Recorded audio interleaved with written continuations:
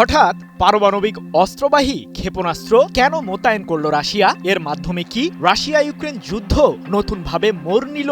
রাশিয়ার এই ক্ষেপণাস্ত্র নাকি মাত্র 17 মিনিটেই পশ্চিমা সামরিক জোট ন্যাটোর সদর দপ্তরে হামলা চালাতে পারবে? তাহলে কি পশ্চিমাদের সাথেও যুদ্ধে জড়াচ্ছে রাশিয়া, নাকি এটা শুধুই কূটনৈতিক উত্তাপ ছড়ানোর পায়তারা?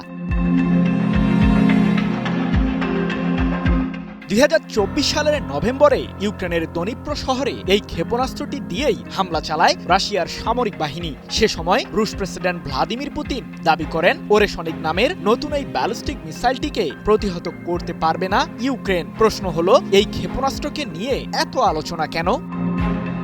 পুতিনের ঘনিষ্ঠ বন্ধু বলে পরিচিত বেলারুশের প্রেসিডেন্ট আলেকজান্ডার লুকাশেঙ্কো জানিয়েছেন তার দেশটিতে ওরেশনিক মডেলের ক্ষেপণাস্ত্রটি মোতায়েন করেছে রাশিয়া, যা যুদ্ধের জন্য প্রস্তুত রয়েছে। তবে ঠিক কতগুলো ক্ষেপণাস্ত্র বেলারুশে মোতায়েন করেছে রাশিয়া তার বিবরণ দেননি লুকাশেঙ্কো।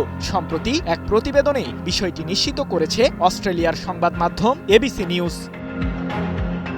এর আগে রুশ প্রেসিডেন্ট পুতিনও জানিয়েছিলেন যে চলতি মাসেই রাশিয়ার এই ক্ষেপণাস্ত্রটি যুদ্ধে অংশ নেবে। এমনকি তার সামরিক বাহিনীকে এমনও নির্দেশনা দেন যে ইউক্রেনের বিরুদ্ধে চলমান যুদ্ধের ময়দানে শান্তি ফেরাতে পশ্চিমারা মস্কোর দাবি প্রত্যাখ্যান করলেই যুদ্ধের গতি বাড়াবে রাশিয়া।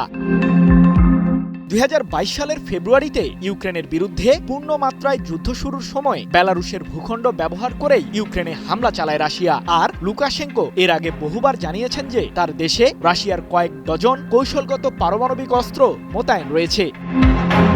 এখন প্রশ্ন, কতটা শক্তিশালী রাশিয়ার তৈরি ওরেশনিক ক্ষেপণাস্ত্রটি? ইলেকট্রা রেফ্রিজারেটর, খাবার তাজা তো জীবন তাজা।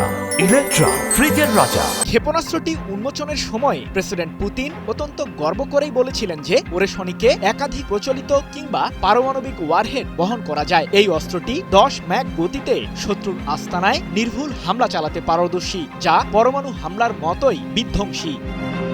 এবিসি নিউজ জানিয়েছে ওরেশনিক মডেলের রাশিয়ার এই ক্ষেপণাস্ত্রটি পোল্যান্ডের বিমান ঘাঁটিতে মাত্র 11 মিনিটেই হামলা চালাতে পারবে। এমনকি বেলজিয়ামের রাজধানী ব্রাসেলসে থাকা ন্যাটোর সদর দপ্তরে এটি দিয়ে হামলা চালাতে রাশিয়ার লাগবে মাত্র 17 মিনিট। সেই সাথে নির্দিষ্ট লক্ষ্যবস্তুতে আঘাত করার আগে ক্ষেপণাস্ত্রটিতে ঠিক পারমাণবিক নাকি প্রচলিত ওয়ারহেড রয়েছে সেটাও জানতে পারবে না রাশিয়ার শত্রুপক্ষ।